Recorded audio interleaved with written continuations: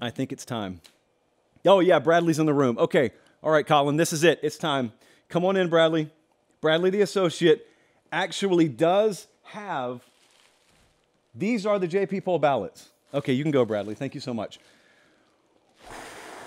We waited all summer. We waited all spring. The AP came out. The coaches poll came out. But now the JP poll has been delivered in bubble wrap, no less. Oh, they're still hot. What a time.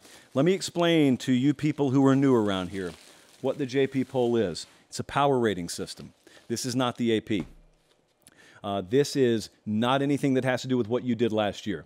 This is our model, which is pristine. The model's never been wrong. Remember, if the model predicts an outcome that does not come to fruition, either a kid, a coach, or an official screwed it up, because the model's right 100% of the time. So kids, coaches, and officials will let you down. The model never will. Remember that in life. Kids, coaches, and officials, but not the model. But what we have here is at random. I'm just going to start filling in blanks on the JP poll. And first up tonight, oh, I'm nervous, Jesse. I'm nervous. First up tonight, we have the Clemson Tigers. The Clemson Tigers are checking in at number 12. Number 12, the model has Clemson at. The AP has them 9. We don't have them even in the top 10. The model would like you to know, Clemson, the progression of Cade Klubnik under Garrett Riley is still a question to the model.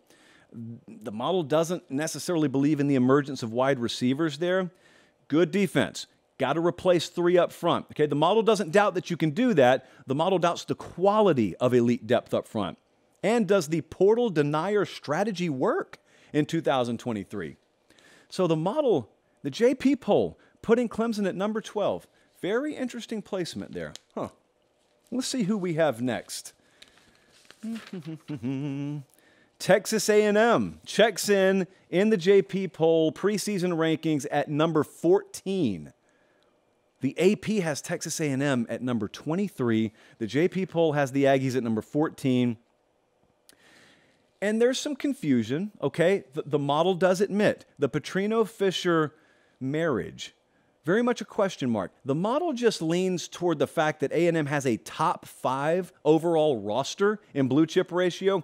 Great, it's so great I speech impedimented you. Great wide receiver depth. And Connor Wigman, a breakout season expected from the model. Is the O-line good enough? Struggled to run the ball a little bit last year. But overall, loaded on defense, high-quality players, bunch of returning production. The model, and therefore the JP poll, higher on A&M. Number 14 in the JP poll. Oh, next up. We don't have Florida State in the top 10. The JP poll puts Florida State at number 11. Right in front of Clemson, actually. I guess that means the JP poll is not going to have an ACC team in the top 10. The audacity. Let's see what the model says to Florida State. It doubts or it questions whether returning production in top portal class can overcome the blue chip ratio. That pesky blue chip ratio. It keeps sneaking in the picture. Now, I know most of you know what I'm talking about there. Florida State probably has the lowest blue chip ratio of any team in title contention this year. That's just the ratio of 4- and 5-star players to non-4- and 5-star players. Now, I know the arguments. I know the pushback on this. I've gone back and forth with Florida State fans. And remember, I may not even agree with this. This is the model. It's got my initials on it, but it doesn't always get endorsed by me. See Texas last year. So at number 11, whereas the AP has Florida State at number 8, can Jordan Travis reach another level with top-end pass catchers around him? That is the key the model is telling me that it disagrees on so far. It still wants to see the production. It cites the fact that Jordan Travis had so many games under 250 yards passing last year. I think I'd have Florida State in the top 10 if I'm an AP voter. But look, the JP poll does no wrong. And the JP poll has Florida State just outside the top 10. Let's move on here. Oh, I disagree with this so much. Oh, JP poll, baby, what is you doing here? The JP poll has TCU at number 16? Are you kidding me? Let Let's see what it says. All right, so the AP and the JP poll, embarrassingly enough, agree on TCU. I wouldn't have TCU in my top 20 right now. So I'm telling you, there is significantly strong disagreement between your boy here and this computer just off to my right. Can they sustain the momentum from last year despite losing quarterback, running backs, wide receiver, offensive line? Well, that's my argument. How in the world does it have it at number 16 then? What's the ceiling and floor with Chandler Morris and Garrett Riley gone? Great question, model. If you can't answer it, why do you have TCU at number 16? Hard to be a Cinderella 2 years in a row. So basically, the piece of paper in front of me from the JP poll and the model is making my argument, and yet inexplicably, it has TCU at number 16. Not even Connolly has TCU in his top 20. Yeah, I disagree with that. We're probably going to have words about that after the show. So TCU at number 16. Who's next here? Oh, there was some pushback from the West Coast on this the other day. So I kind of leaked this the other day. Washington, I have at number 20. Now, the other day I told you I had them lower. There was some adjustment after scrimmage intel came in yesterday. Just be aware of that. So I bumped Washington up, it looks like, to number 20. Now, the AP has Washington at number 10. Okay, so there is discrepancy here. Michael Penix is back. You got a couple 1,000-yard receivers back. Look, we're looking at two things. Offensive line, they're replacing both guards and a center. Unit only allowed 7 sacks last year. And also, pass defense was bad last year, and also the overall production level of Washington was well above what would be expected, which is great. That's what you're supposed to be trying to do. The model wonders openly, and I do agree with the model here. The model wonders openly whether that just seamlessly gets duplicated or if there's a little regression back to the mean. So the JP poll puts Washington at number 20 in the preseason. Can't disagree with that. I can absolutely disagree with TCU. We move on. Well, well, well. If it isn't Texas. Last year, and this is the last time I'll talk about this before we move on to 2023, the model had Texas. If it could have been higher than number 1, the model would have put Texas at number 0.5. The model was just absolutely inebriated and drunk on Texas. The JP poll has Texas at number 6 to start the season. The AP has them at number 11. We're doing this thing again. I know I tweeted out the other day we were lower in the JP poll on Texas than the AP was. I was wrong. I was wrong. So the JP poll has Texas at number 6. Huge belief in Quinn Ewers. The model thinks ascension is coming big time. The offensive line, not the concern that preview magazines believe it may be. Wide receiver room could contend for being one of the best in the country. Now, the model is pointing out it doesn't necessarily think personnel-wise Texas measures up with Ohio State. It just thinks the quarterback in Austin can take better advantage of the wide receiver talent they have there than maybe whomstever starts in Columbus. Really, really good defensive improvement expected from Texas this year. The model believes big time. Also, the entirety of the lyrics to the song Always and Forever by Luther Vandross are listed here because that's just how much the model loves Texas. Great song, by the way. Oh, Ohio State's number 2. The Buckeyes all the way up there at number 2. So you're telling me we don't know who's starting at quarterback for them, and we got them at number 2, huh? Must really have a lot of faith in the rest of this roster. Great wide receiver and running back group can help the quarterback. That's what the model is telling me here. Defense is trending up. Year 3 under Jim Knowles. NFL talent on all 3 levels. NFL talent on defense actually is the most overlooked aspect with Ohio State, according to the model, and that is what is landing them a number 2 rating in the preseason JP poll. And I got to be honest with you, we did our scientific experiment like 3 months ago, and it was in jest, but it was not interpreted as that on Instagram and whatnot. So people have been mocking us relentlessly. We did this exercise where we realized in the past several years, the team that had the most first-round draft picks after that championship game had won the championship game. So we just pulled up mock drafts, and we found out Ohio State has the most mock drafted first-round players right now. So we called it science. You can just do that these days. Call whatever you want to science. It counts as science. So we just called it science, and we said, there you go. Spoiler alert, Ohio State's winning the title. It won't shock you to find out that people on the internet thought we were serious. Well, we almost are, because we almost had Ohio State number 1. Where do we have Alabama? The JP poll has Alabama checking in at number 3 in the preseason. AP has them at 4. S&P Plus has them at 4. So we're a little bit higher on Alabama than the other guys are. Quarterback issues apparent. Quarterback issues can be overcome, at least early in the season. That's what the JP poll thinks. Should be able to ground and pound, elite offensive line, running back room. By the way, the word elite there, I'm not just skimming over that. That's a very rare word to use. There is disagreement out there on whether Alabama's offensive line has elite top-end potential. As a run-blocking unit, I am telling you, I think they have elite potential. The model obviously agrees. Now, pass pro, we'll see. Run blocking, monsters this year. Top-end defense, playmakers at every level, 2 new coordinators, very interesting times at Alabama. The model puts Alabama at number 3 in the JP poll to start the season. Sorry about that, Colin. Whew, there are some teams I have not listed yet. I cannot wait to see where they are.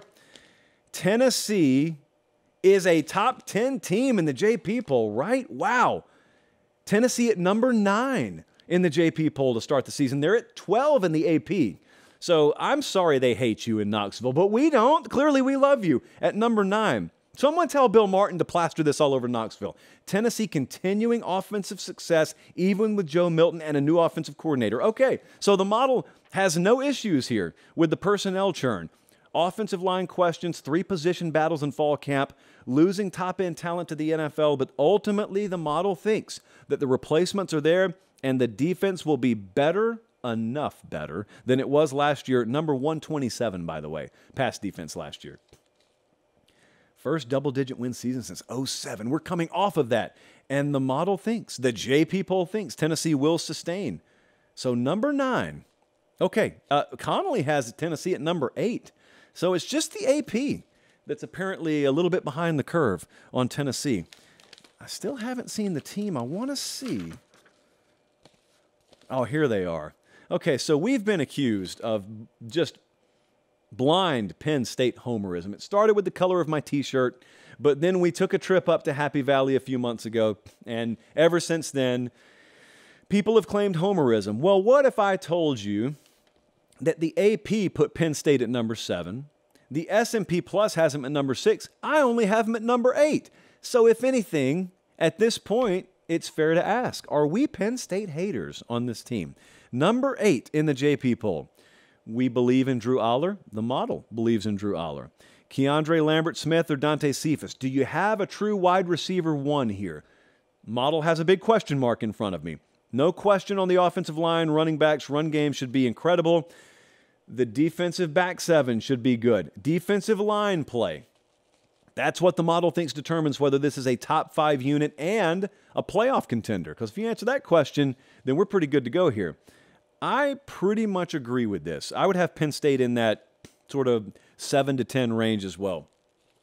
That is probably, I think it's safe to say, 3 teams there in the Big Ten East, all in the top 10. There's the team I'm looking for.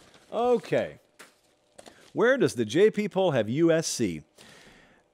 The AP has USC at number 6. You know that.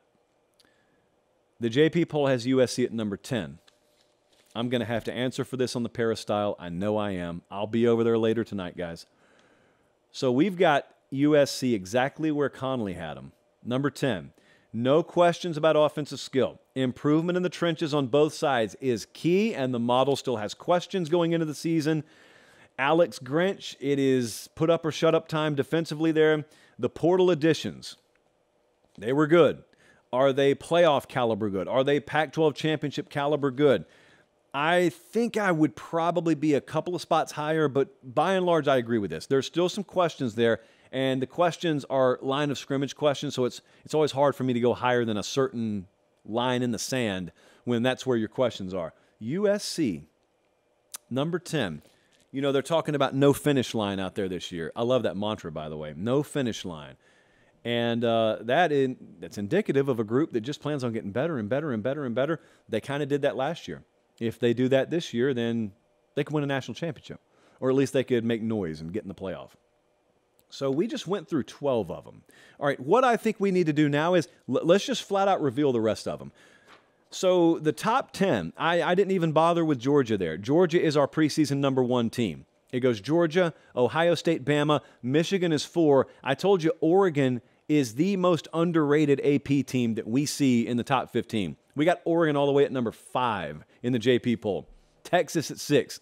LSU is checking in at 7. And then it's Penn State, Tennessee, USC. What about 11 through 20? Let's show it, Colin. Florida State and Clemson are 11 and 12. I told you that.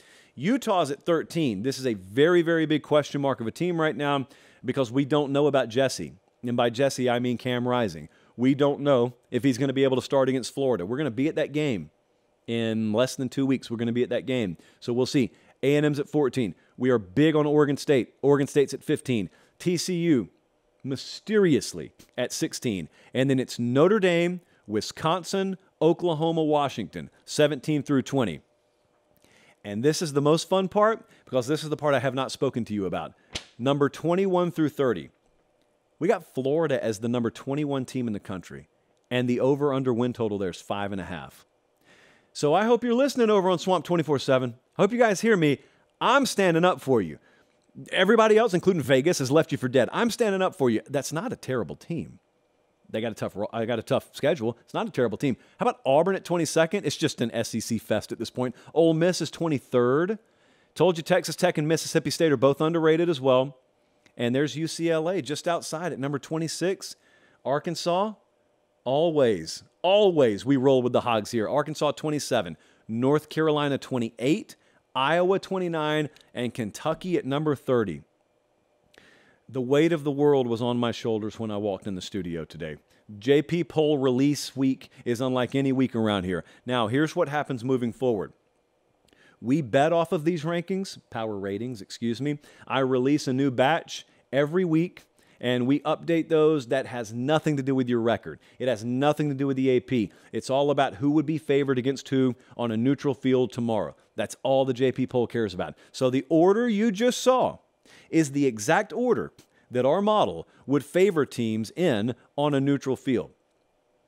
And if it sounds weird to you that TCU would be favored against Oklahoma tomorrow, I think it's weird too. But you know what? Like I said, the model's never been wrong in its existence. Only kids, coaches, and officials screw it up. The model has never been wrong.